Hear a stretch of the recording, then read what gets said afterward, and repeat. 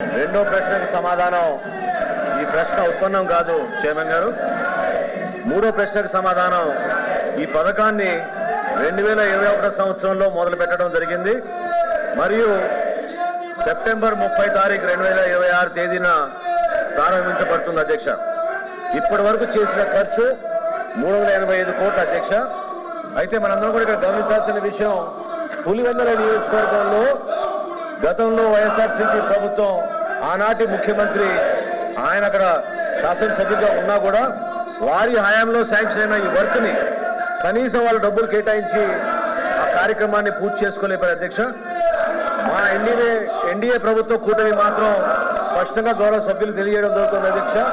ఎట్టి పరిస్థితుల్లో సెప్టెంబర్ 30 తారీఖు కల్లా ఈ పథకాన్ని పూర్తి స్థాయిలో ప్రారంభిస్తామని మీకు దాదాపు చెప్తాను అధ్యక్ష.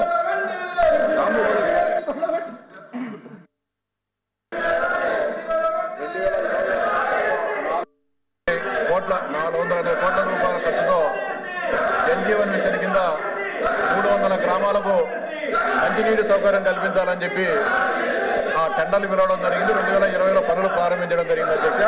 ఎక్కడైనా పనులు చేసేటప్పుడు ఆ వాటర్ స్కీమ్ సక్సెస్ కావాలంటే ఇంటేక్ వెళ్ళు ఇన్ఫిల్ట్రేషన్ వెల్స్ ను పెట్టడం జరుగుతుంది అధ్యక్ష. కానీ గతంలో 1900 sir, I request you sir, Chairman garu, that's not the way the house should be conducted, sir. House cannot be conducted like that, sir. Unruly behavior by the members. The desk దగ్గరకు వచ్చి వాళ్ళు అడ్డుకోవడం అనేది correct కాదు sir. Please bring the house to order first sir. మీరు house ని దయచేసి మీరు సజావుగా జరిగే విధంగా సహకరించమనండి. మీరు ఆ విధంగా ఇన్స్ట్రక్షన్స్ ఇవ్వండి sir. That's not the way to run the house sir. కూర్చోండి, యాక్సెప్ట్ చేయండి, కూర్చో సార్. సార్, సభ ముందు సజావుగా జరగాలి కదా sir. Please bring the house in to order sir. మీరు సభని ఆర్డర్లో తీసుకురండి. ముందు ప్రభుత్వం నుంచి మేము సమాధానం చెప్తున్నాం, వాళ్ళని కూర్చోమని చెప్పండి. దయచేసి మీరు ఆ విధంగా వాళ్ళకి ఇన్స్ట్రక్షన్స్ ఇవ్వండి సార్. మీరు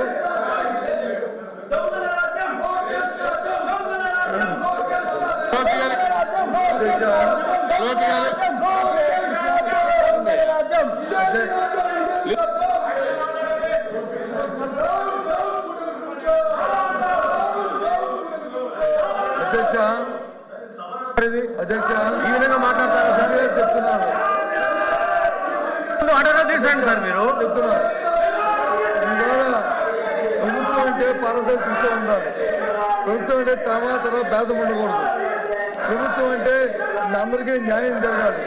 కానీ మనం జరిగినది ఏసీ ఎక్కడ భారతదేశంలో లేని విధంగా, రాష్ట్రంలో లేని విధంగా జరిగిన అవతరణ మీద అందరూ చెబుతున్నాం. ప్రజలందరూ చూస్తున్న అందరూ 3 లక్షల మంది అభ్యర్థులకి ఏ రకంగా మోసం చేసి ఏ రకంగా అమ్ముకున్నారో, ఏ రకంగా వాటి వచ్చి మార్కెట్ లో సేల్ చేస్తారు. దాని మీద హౌస్ ని ఆర్డర్లో పెట్టండి. హౌస్ ని మీరు ముందు ఆర్డర్లో పెట్టండి. మీరు ఎట్లా ఇస్తారు సార్ మైక్? మీరు మైక్ ఎట్లా ఇస్తారు సార్ మీరు ప్రతిపక్ష నాయకుడికి?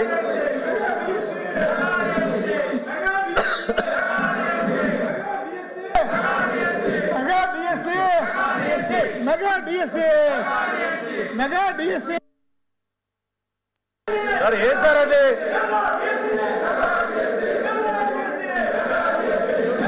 ఈ టేబుల్ ని కొట్టుంటే మీరు ఏం చేస్తున్నారు సార్? మీరు అధ్యక్ష, చైర్మన్ గారు డిఎస్సీ మీద మాట్లాడే నైతిక హక్కు గొడ్డల పార్టీకి లేదధ్యక్ష. అందులో గతంలో పనిచేసినటువంటి విద్యాశాఖ మంత్రి సిగ్గుపడాలి. 5 సంవత్సరాల అధ్యక్ష, 2019 నుంచి 2024 వరకు నిరుద్యోగ యువతకి మెగా డిఎస్సి ఇస్తామని చెప్పి, నోటిఫికేషన్ చేస్తామని చెప్పి 5 సంవత్సరాలు ఆస్తులు తాకట్టు పెట్టుకొని మొత్తం అప్పులు చేసి ట్రైనింగ్ చేసి ఎలక్షన్లో మాటిచ్చి మాట తప్పారు అధ్యక్ష. మాట తప్పారు. 5 సంవత్సరాలు నిరుద్యోగుల జీవితాలతో ఆడుకున్నారు. అందులో బొత్స సత్యనారాయణ గారు అధ్యక్ష విద్యాశాఖ మంత్రిగా ఉండి కనీసం వాళ్ళ గొడ్డల పార్టీ అధ్యక్షుడికి చెప్పి నోటిఫికేషన్ ఇచ్చుకోలేనటువంటి దద్దమ్మ ఈ రోజు మళ్ళీ శాసనమండలిలో మాట్లాడుతున్నారు అధ్యక్ష. సిద్ధంగా ఉన్నాం, మాట్లాడడానికి సిద్ధంగా ఉన్నాం. ఈ బుక్లెట్ పంపిస్తాం, వాళ్ళందరికీ చదువుకోమనండి. ఎక్కడైనా సరే చిన్న పొరపాటు జరిగింది అధ్యక్ష, చిన్న తప్పు జరిగితే సిగ్గుండాలి. డిఎస్సి పెట్టలేదు, డిఎస్సి పెడితే 300 కేసులు అధ్యక్ష, 300 కేసులు కోర్టులో వేశారు. కోర్టు కూడా చేమాట్లు పెట్టి మీకు సిగ్గు లేదని కోర్టులు కూడా తిట్టినా సరే మళ్ళీ శాసన మండలిలోకి వచ్చి ఇది మాట్లాడడానికి నైతిక హక్కు ఎక్కడ ఉంది అధ్యక్ష? మీరు చైర్మన్ గా డిఎస్సిని పిలవండి, డిఎస్సిని పిలవండి, అందరితో మాట్లాడండి, చర్చకు పెట్టండి. ఈ 4 రోజులు దీని మీద చర్చ పెట్టండి.